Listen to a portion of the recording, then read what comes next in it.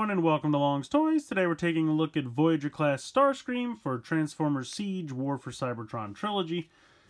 The packaging is pretty standard at this point, but I do want to point out the artwork. Really cool. I have to say that the packaging artwork for this series has really been amazing so far. I really enjoy it just about every release, so very cool. And then on this side we have that kind of mural that we have.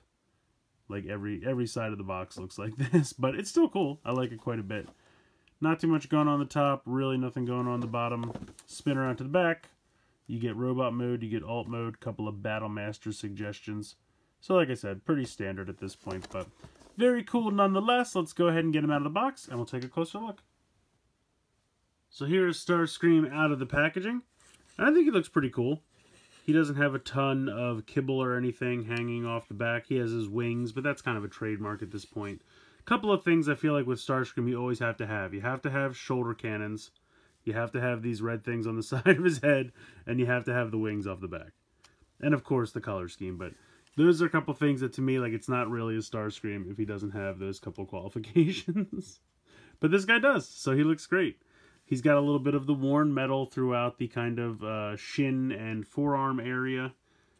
Not a problem. Looks pretty good. Don't have a problem. A little bit on the chest here as well. Let's get a close-up look at the head sculpt. Pretty basic Starscream, but it looks good. Red eyes, silver face. I like it. I think it looks good. Love the kind of cockpit area in the torso, even though that really is purely aesthetic for the robot mode. It doesn't really come into play in the vehicle mode at all. But I still appreciate they did it, because again, Starscream's kind of got to have that to me. Yeah, but they did a really good job. I like the look quite a bit. The paint applications are great. I will say out of the box it's a bit mistransformed. They have the arms still in here like this, and they do need to stretch out to get the full robot arms. And this piece was kind of just like up here, so you just have to bring that down, and it actually pegs in. Let's see if I can really pegs in. There's a little spot right here and a little peg, so that just pegs in. Maybe don't peg it in as hard as I did. It looks like it's hard to get out of there. But in any case, he looks good. I really do like the look of the robot mode. Articulation, heads on a ball joint, so side to side, up and down. Shoulders can spin out to the side. Spin in the bicep, as well as 2 joints in the elbow, so that's pretty cool. And then the wrist can rotate, is what I was going to say. You have a waist swivel as well. You have out to the side, pretty far up, in the hip, but you can't really, well, actually that's not true. It's actually 2 different joints. So this can go to the front, and then the other joint goes out to the side, and then you can go back a little bit, but the stuff on the back kind of gets in the way. And then you do have knee joint, you have ankle tilt, because that is the name of the game for Hasbro. This line should be called Transformers Siege Ankle Tilt, laying siege to ankle tilts. I'm just being goofy. Anyway, he's a good looking figure. And the other thing that's kind of neat on the back here, he's got these spring-loaded pieces. Because in vehicle mode, you're going to kind of put the thigh into the back of the leg, but then it pops right back out, so these aren't hollow. That's kind of cool. I like that. With the wings, you have a little bit of play in and out, and then kind of up and back. So whatever angle you feel comfortable or prefer, go ahead and do that for the wings. But overall, yeah, I think he looks good. I like him quite a bit in robot mode. So showing off real quick when it comes to the ports and stuff, obviously he can go ahead and hold any of the Battle Masters. That's no problem. He's got these guns on the side. He could also hold that if you want. No problem there. You can see he's got ports here, here, on the side of the leg. I think these are ports here on the back. Let's check. Yeah, so you can peg stuff into any of those 3 holes there. So he's got a decent amount of ports going around, which I think is pretty cool. I'm going to go ahead and take these off. We'll need to take them off for the transformation anyway. But if you wanted to put these in there, you could. It seems like it's a little bit looser in that one, but still works. So, pretty cool. I like that. He can use any of the Micromaster weapons. He can use the weaponizers, just like any of the rest of the line. So, very cool. A lot of play possibilities there. Alright, so getting to the transformation. First thing you're going to do is you're going to fold up the hands, and they fold up like that, and then you're going to kind of close this in, and then close that up. And I will say that the one arm on mine had some extra plastic, which is kind of a bummer. It was, I can't remember which arm it was, but it was very tiny, and it was on this gray piece, and it was in between the gray piece and the blue piece. And I had to kind of like shave it off, and it was very hard to do, because the problem was that it wasn't closing all the way. It's still not perfect, you can see. And that was being a problem because you have to peg this in later to a lot of different things. So just be careful. I mean, there's not really anything you can do. And I know a lot of people were hoping that they did a correction and put a pin in through here, and we'll get to the problem with that in a minute. But I don't know if that was faked or what, because I have been around, I've seen them in stores a couple times. I have never seen a pin put through here. So that might have been like a fake. I'm not sure, an internet hoax. But maybe they'll figure it out by the time they turn this guy into Thundercracker. So we'll have to wait and see. But anyway, you have your arms like that. You're going to come around to the back, and you have to kind of, it's kind of weird how this works, but these two pieces here are pegged into pretty big pegs right there. So you kind of have to like lift this off. You can see what I'm talking about there. And as you do that, then this whole section will kind of lift up, and you can swing these pieces around, and then they'll peg into each other. Now, alternatively, if you want to give him like a crazy dragon tail wing form, I guess you technically could. It kind of looks like dragon wings in a tail. Anyway, this you have to lift up, and this is kind of where this thing comes apart. It doesn't really take, you can see for whatever reason this one stays on better, but you can see that this one comes right off. And it's not a huge problem. It is annoying. I will say it is annoying.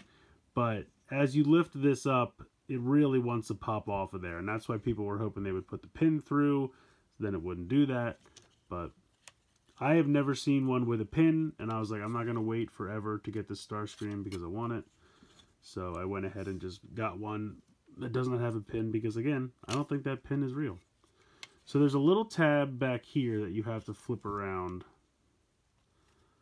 and it's a little difficult to get at. But what you need to do is get this. I'm going to take a second, but there's a peg here, or not a peg, a panel. There we go. So you see this panel here. This flips around. I'm really having a hard time getting my fingers in here. There we go. Okay. So you can see that there's a big tab, and there's a big tab slot on the back of his head. So this is going to peg in to his head. And you might think to yourself, what is the point of that? Well, the point of that is because you have to now rotate it around into this cavity back here that the panel was into, and as you saw, it was pretty difficult.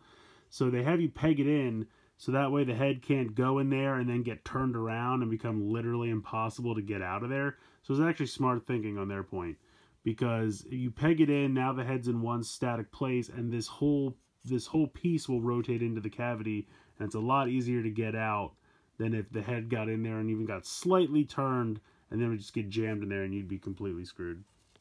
So next what we need to do is, this is where this kind of rotates up, and again, this is going to pop off. Just deal with it. And as this rotates down, this is going to rotate up, and as you can see, this is going to pop off. So then you want to push the head all the way in, and then this will kind of stop it about here, and you can leave it down like this. So, and don't get me wrong, it is annoying. I understand why people are complaining about it, but unfortunately there's not really anything you can do. And it pops right back on, so it's not like a complete, utter mess. It's just annoying. So at this point, you're going to spin the waist around 180. You're going to kind of collapse these little feet pieces down, just kind of push them in. Then as you rotate this around, this tab here is going to peg into this long tab here. So like I said, this spring-loaded piece will go down as this comes up, and you want to make sure this is up. So this will peg in here, do this for both. Make sure that that thing goes down so you can actually get these in there.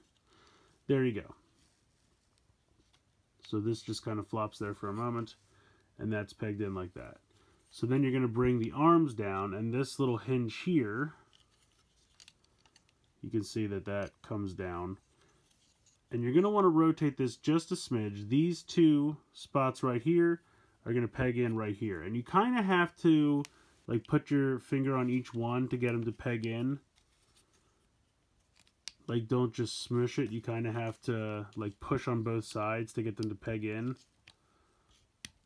But it will go. So then you bring this one down, rotate that just a bit, and just make sure you're lining everything up. Make sure that's still pegged in. So then there you go. It gets easier each time you do it, honestly. Leave this out. Oh, come on. I mean, don't get me wrong, a pin would be nice, because as you can see, it does flop around quite a bit. So then you're going to bring this down, and this will just kind of sit here like this. These are going to come down, and you're going to see that there's little tabs right there, and they're going to tab into this top part here. So you bring that down, and you'll hear it click in. And this part can be a little difficult as well, just because you also have to get these little lips under here. There's just little tabs like that. And then once you do, everything should line up, and you should be good to go. Then you can unpeg this and bring this around. And then this, you can see that there's these two large gray tabs, and this will lift up a little bit more, and those will peg into spots on the inside of the chest plate so that they peg on the back. And there you go. There is your vehicle mode. You can bring those guns back in. You can peg them in here if you want. You can peg them in here on the side of the arm where they were. If you really wanted, I guess you could peg them into the side of the blue forearm. I think the directions officially say to peg it in there, but you really can do whatever you want. But it's a pretty cool little futuristic alien jet mode, I have to say. So obviously they were going for the kind of triangle ships that were featured in the first episode of Transformers pretty much ever. The G1 3-parter, More Than Meets the Eye, when they were on Cybertron. All the Seekers had kind of strange triangular jet forms. And those designs are just one of those things that they look good on paper. Bringing them in 3 dimensions is never going to be easy because they just don't really work all that well. And I think they did a pretty decent job. A lot of people have also said that this looks like the ship from Battlestar Galactica. And I have to agree, it really does. That's the first thing I think of when I see it. Now, I don't mind that. I think that's a really cool ship. So even if they're just trying to have Starscream transform into the ship from Battlestar Galactica, I'm okay with that. But I do think that's what they were going for, those triangle ships from More Than Meets the Eye. And they pulled it off decently. It's really not terrible.